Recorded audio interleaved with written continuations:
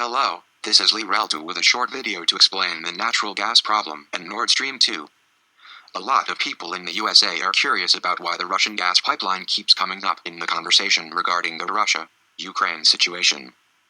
My name is Lee and I deliver a 5-day-a-week news video on important issues, early in the US news day.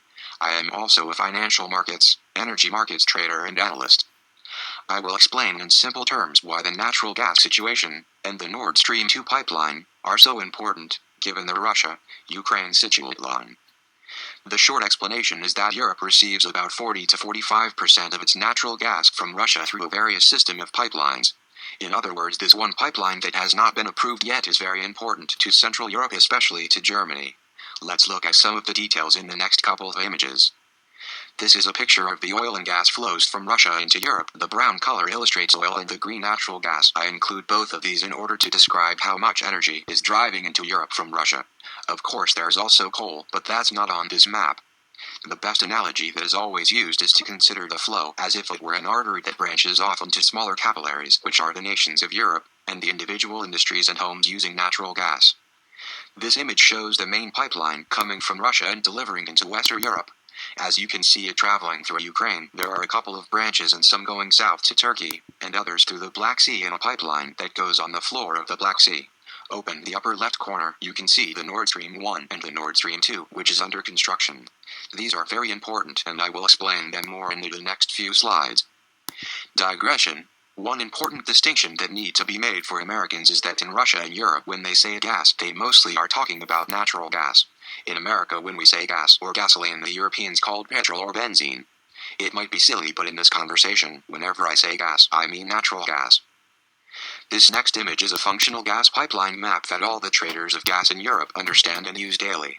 It looks quite confusing from this point, but it's important to understand that natural gas trading throughout Europe is a highly modern market with many different trading hubs and exchanges and delivery points, which are the tables on the left and right of this map. Natural gas in Europe is traded much like gold or oil or wheat and other commodities around the world. It is traded on major exchanges and hubs where the gas is delivered and then split off into other smaller pipelines, but it is very mature market active just like a stock market or a currency market, and it's very busy most days of the year. One major difference is the fact that it is delivered by pipeline instead of being delivered by container ship or other commodity delivery systems. In fact, these pipelines are similar to arteries that go into smaller pipelines that can be considered something like capillaries of the human body, ultimately being delivered to the point of burning either in an industrial situation or a home. A lot of Europe heats their homes with natural gas. Electricity is similarly traded in a very professional market and usually on the same desk where natural gas is traded, and the power is delivered over cables and wires to the home that use the power. However, energy from electricity can be generated within these countries, such as France, which has large nuclear generation capacity. Other places in Europe still burn coal, and a lot of new renewable energy is being generated by wind and solar. But it should be clear that when the wind is not blowing enough or there's not enough sun, is it necessary to burn fossil fuels to cover the shortage. The best fossil fuel to cover that shortage is natural gas because it's quicker to turn on a gas-burning turbine than it is to start up a coal-powered power plant. Remember that I said earlier that about 40 to 45% of gas comes from Russia. Well, if you look in the upper left-hand corner, you can see that a lot of gas is coming from Norway. Other gas sources come from LNG ships coming from places like Qatar and offloading it at LNG ports at coastal regions around Europe. But again, the majority of gas come from Russia. In the next two images, you can see just how much individual countries of Europe, meaning the EU and countries outside the EU, depend on delivery of natural gas from Russia. When we look at the total amount of gas coming from Russia, we can see the breakdown on this image where 55% of Russian gas goes through Ukraine, 15% goes through Nord Stream 1 and 21% on the Yamal pipeline, and a small amount from Russia to Turkey. There are other pipelines planned for the near future and other existing pipelines coming from areas that used to be in the Soviet Union such as Azerbaijan, and these pipelines that are coming through this area are headed into southeastern Europe. As you can see, there are planned pipelines from Doha and Qatar and even others through Turkey up through Romania into Austria. These were planned with the support of Europe, so they are less dependent on Russia.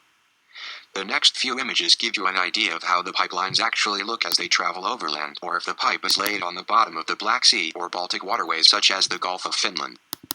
The next thing I will talk about quickly is how gas is stored when it arrives in Western Europe. Countries around Western Europe will have storage facilities because they want to take in gas in the summer and inject it into the storage systems so that they have enough gas during the winter when there is a higher demand. Usually they buy it at a cheaper price in summer, for example 15 euros per megawatt hour, and sell it in winter for price maybe 20 euros per megawatt hour.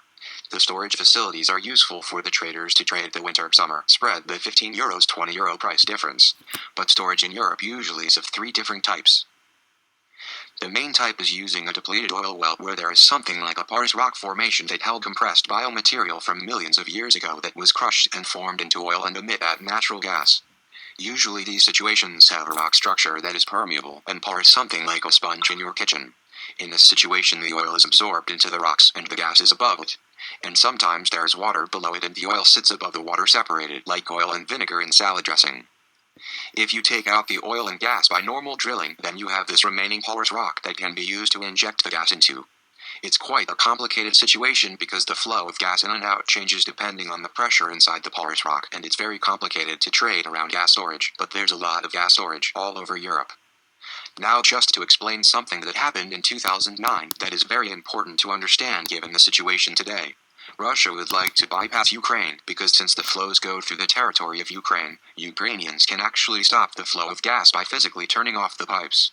In 2009 there was a problem with Russia about paying for the gas that Ukraine was using or paying for the use of the pipes to transport the gas. As a result, in 2009 winter there was a shortage of natural gas in Europe, making the price spike higher. As a result, Russia has been pushing very hard for the second Nord Stream line to bypass countries that might have some sort of beef with Russia. So now we can understand the situation today with the threat of Russia invading Ukraine. As you might know, Germany has given a vocal agreement that they will not allow Nord Stream 2 to be completed if Russia invade Ukraine. But that would be like shooting themselves in the foot. Right now the price of natural gas in Europe has spiked incredibly high, normally trading between 15 euros 20 euros maybe 30-35 euros per megawatt hour. The spikes have risen to 170-190 euros per megawatt hour. I think they've come down a little bit to 120-150, but that is still extremely high. Many different smaller distributors, the ones at the end of the artery to the capillary system, have gone bankrupt. In each country there should be competition to deliver competitive price gas to the homeowners and industrial users, and as a result there are many small distribution companies that have gone out of business because they couldn't make their margin calls or paid for gas forward because of the high prices. This problem with Ukraine and Russia is causing major financial harm to Western Europe. You can imagine that Germany does not want to stop the flow of gas into Russia. Another problem is why don't Europeans get more gas from other sources? It's just not practical. LNG boats coming into Europe and offloading into various ports along the coastal region is still not as economically feasible as the gas coming from Russia and Norway. Norway is pumping as much as they can apparently. So the problem really is that Europe is beholden to Russia. And Russia knows this. And this is the biggest problem right now aside from taking over Ukraine. Russia has a huge economic situation that they can control. In my personal opinion, I don't believe that Vladimir Putin will invade Ukraine. I could be wrong tomorrow or the next day. My opinion is that he is showing this force to negotiate more economic favors. Not only that NATO won't expand into Ukraine, but perhaps some other future trade contracts. Overall, Vladimir Putin is playing a very risky game, and that is very dangerous. But I don't think he's going to invade. I hope this has helped people understand what's really going on with the natural gas situation in Nord Stream 2. Please like this video if you can. Subscribe to my daily news video.